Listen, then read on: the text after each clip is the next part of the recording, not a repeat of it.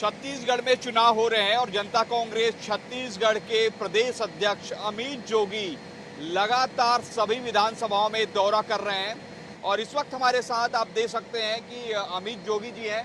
अमित जोगी जी, आप छत्तीसगढ़ के कई चुनाव को आपने काफी करीब से देखा है। 2018 में आपकी पार्टी तो जो है अलायंस में 7 सीट लाई। 2023 में क्या माहौल नजर आ रहा है आपको?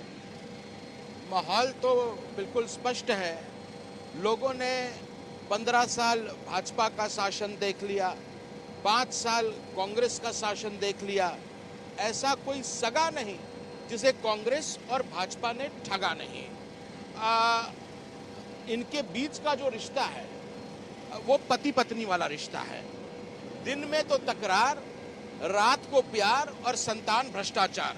चाहे भाजपा का राज हो चाहे कांग्रेस का राज हो, इनको केवल जब छत्तीसगढ़ दिखता है तो अपनी कमीशन दिखती है। और मुझे मेरे पिताजी का विजन और मेरा मिशन दिख रहा है। ये फर्क है दोनों पार्टियों में।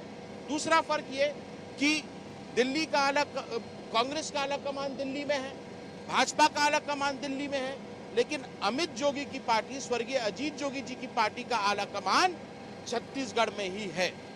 अब लोगों ने 15 साल भाजपा को दे दिया, 5 साल कांग्रेस को दे दिया। अब इस बार मुझे पूरा यकीन है कि यहाँ छत्तीसगढ़ के लोग नेता वाली नहीं, बेटे वाली सरकार बनाएंगे। 2018 में आपकी पार्टी को और जेसीसी बीएसपी अलायंस को 7 सीटें मिली। उसके बाद जो है उसमें से 3 विधायकों का जो है ये कहा जाए कि अजीत जोगी जी, देवराज सिंह जी का जो है निधन हो गया, प्रमोद शर्मा और धर्मजीत सिंह जो है दूसरी पार्टी में चले गए। केवल एक रेणु जोगी जो है पार्टी में बची रही। और इस बार ये कहा जा रहा था कि जनता कांग्रेस छत्तीसगढ़ सीनियोरियो में नहीं रहेगा 2023 के चुनाव में। कितना मानते हैं कि आपको कि आप सीनियोरियो में हैं और आपको लोग जो है भाव दे रहे हैं, भाव का अर्थात वोट देंगे आपको? देखिए, 2018 में हमारा गठबंधन हुआ, हम 55 सीटों पे लड़े। इस बार हम अपने दम पर सभी सीटों पे लड़ रहे हैं।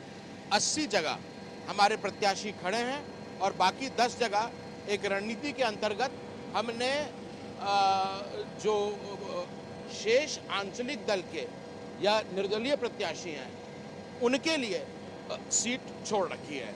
जैसा कि मैंने पहले भी कहा था कि मैं चाहता हूं कि एक साझा रणनीति बने। 80 सीटों पर मैं चुनाव लड़ रहा हूं, जिसमें पाटन भी एक सीट है जहां मैं खुद चुनाव लड़ रहा हूं।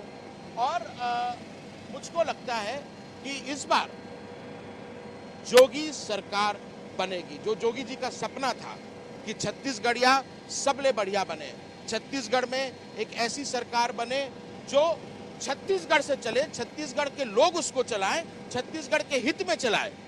मुझको पूरा विश्वास है। पाटन में इसलिए लड़ रहा हूं, मैं भूपेश के खिलाफ थोड़ी लड़ रहा हूं, मैं तो भ्रष्टाचार के खिलाफ लड़ रहा हूं। और पाटन में मैं केवल एक चेहरा हूं। चुनाव जो लड़ेंगे वो पाटन वासी लड़ेंगे और उन पर मुझे पूरा भरोसा है। पहली बार तो देखिए पाटन में चुनाव हो रहा है। 23 साल पाटन में कोई चुनाव नहीं हुआ। चाचा भतीजा के बीच में मैच फिक्सिंग चलती रही है। आप क्या है चाचा भतीजा के बीच में पाटन के लिए आप क्या प्रेजेंट कर रहे हैं अपने को? बेटा हूं, छत्तीसगढ़ का बेटा हूं, पाटन का बेटा हूं। और एक तरफ आप देखिएगा एक परिवार का राज चल रहा है, दूसरी तरफ मैं जो पाटन के और छत्तीसगढ़ के गरीब हैं, शोषित हैं, अनुसूचित जाति जनजाति अति पिछड़ा वर्ग के लोग हैं, जिनके लिए कोई नहीं लड़ रहा है, उनके लिए अमित जोगी लड़ रहा है।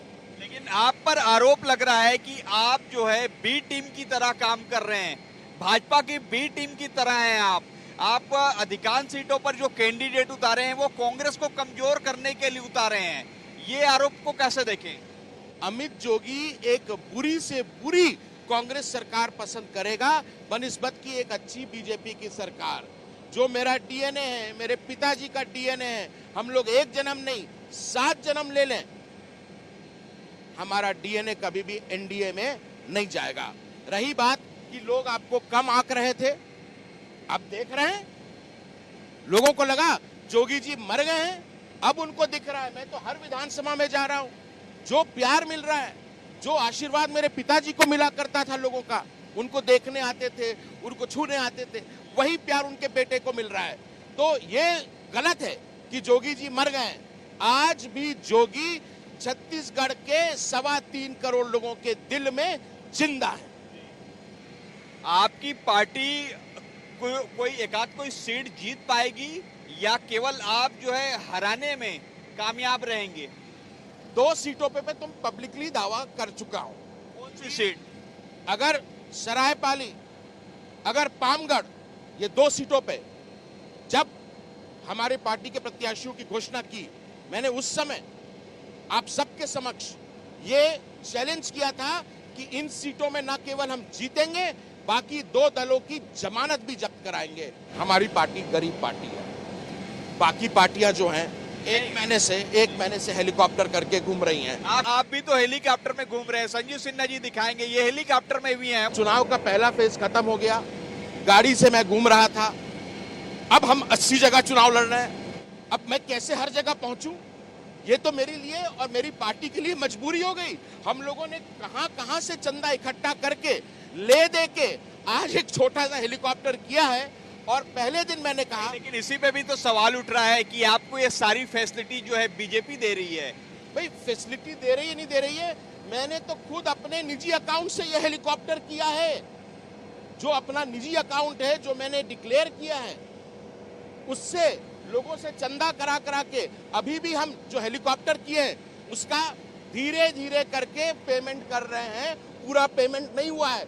कब ये हेलीकॉप्टर का फ्यूल खत्म हो जाएगा, कब उतर जाएगा, मुझे खुद नहीं मालूम। लेकिन लोगों का प्यार है, छत्तीसगढ़ के लोगों का प्यार है, जो अमित जोगी को धरती से यहाँ तक उठा रहा है। अब आपको ये हेलीकॉप्टर मिल पाया कि नहीं मिल पाया, कि काफी इजी मिल पाया कि बहुत कठिन? बड़े जद्दोजहद के बाद मिला है। कैसे करके पाई इकट्ठा करके हम लोगों ने इस हेलीकॉप्टर को अभी किराए से लिया है। हमारे पास सत्ता नहीं है, हमारे पास पैसा नहीं है, लेकिन हमारे पास जो छत्तीसगढ़ में बोलते हैं जनता की माया है, लोगों का प्यार है, लोगों का प्यार है, वो अपार है। तो ये जनता है, ये कोई बड़े अडानी अंबानी और ये वो जो इनके पीछे लगे रहते हैं, महादेव ऐप, उसका हेलीकॉप्टर नहीं है। एक लास्ट सवाल है कि पाटन में आपने सरप्राइज दिया। हालांकि चर्चा तो थी कि आप अमित जोगी चुनाव लड़ सकते थे। इससे पहले जो है कटघोरा से नाम आया आपका, कोटा से नाम आया, और आपने जो है मननगढ़ से भी आया, मननगढ़ से आप जी नहीं, लेकिन मैं ये कह रहा था कि आपने पाटन में एक कैंडिडेट भी अपना उतार दिया था और फिर सरप्राइज जो है आप भी जो है नामांकन के लिए लास्ट दिन चले गए। ऐसा क्यों? किसको आप जो है सरप्राइज देना चाह रहे थे? ये एक रणनीति है। और जहां तक आपने पाटन की बात बोली, तो लगातार मैंने जो अपनी परिवर्तन संकल्प यात्रा है उसकी शुरुआत ही पाटन से करी थी।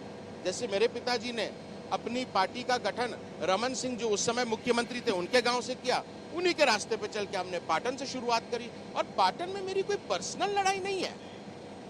मैं भूपेश बघेल के खिलाफ नहीं लड़ रहा हूं। मैं एक परिवार जिसने पाटन को जकड़ रखा है, वहां पर मतलब केवल लूट, भूमाफिया, रेत में लूट, शराब में लूट, सट्टा में लूट, यानी कितना दुर्भाग्य है हमारे प्रदेश का कि जो सत्ता में है वही सट्टा चला रहा है। आपने मैं एक क्वेश्चन आपने आंसर दिया मेरे सवाल पे। आपने कहा कि 2 पे मैं कंफर्म हूं। एक तो आपने पामगढ़ पे कहा और एक सरायपाली पे कहा, लेकिन एक जहां पर आपकी पत्नी रीचा जोगी है और एक जहां मां रेणु जोगी जी है, उस पे आप कंफर्म नहीं कह रहे हैं, उस पे आप कोई शपथ नहीं ले रहे हैं, उस पे आप कोई वो नहीं कह रहे कि मैं राजनीति छोड़ दूंगा। लेने की जरूरत है। एक लास्ट में पूछ रहा था कि आप ये दावा करते हैं क्या कि आपकी बगैर छत्तीसगढ़ में सरकार नहीं बनने जा रही है? आप एक किंग मेकर के रूप में हो सकते हैं? देखिए सौरभ जी, मेरे सामने पूरी उम्र पड़ी है। मुझे किंग मेकर नहीं बनना है, मुझे किंग नहीं बनना है, मुझे छत्तीसगढ़ की जनता को किंग बनाना है। ये मेरा मकसद है। मैं हड़बड़ी में नहीं हूँ। लेकिन आप किंग नहीं बनेंगे तो छत्तीसगढ़ की जनता किंग कैसे बनेगी? अगर आप छत्तीसगढ़ियावाद पे ही बात कर रहे हैं तो नहीं, छत्तीसगढ़ के लोग किंग बनेंगे। मुख्यमंत्री नहीं, मुख्य सेवक होना चाहिए। मेरे पिताजी जब 3 साल प्रदेश के मुख्यमंत्री है, उन्होंने हमेशा कहा कि मैं प्रदेश का मुख्यमंत्री नहीं, छत्तीसगढ़ का कमियां हूं। ये भावना से लोगों के लिए काम करना चाहिए। तो ये थे हमारे साथ अमित जोगी, जो बता रहे हैं कि किस तरीके से छत्तीसगढ़ में उनकी पार्टी लड़ रही है और उन्होंने दावा किया है कि 2 ही नहीं बल्कि हमारी कई ऐसी सीटें हैं जो हम जीत रहे हैं। अब ऐसे में देखना होगा जब 3 दिसंबर को परिणाम आएंगे तो जनता कांग्रेस छत्तीसगढ़ के कितने प्रत्याशी जो है जीत रहे हैं और सत्ता में जनता कांग्रेस छत्तीसगढ़ की कोई भूमिका रहेगी या नहीं। कैमरामैन संजीव सिन्हा के साथ सौरभ सिंह परियार, IBC 24 अकलतरा, कोटा।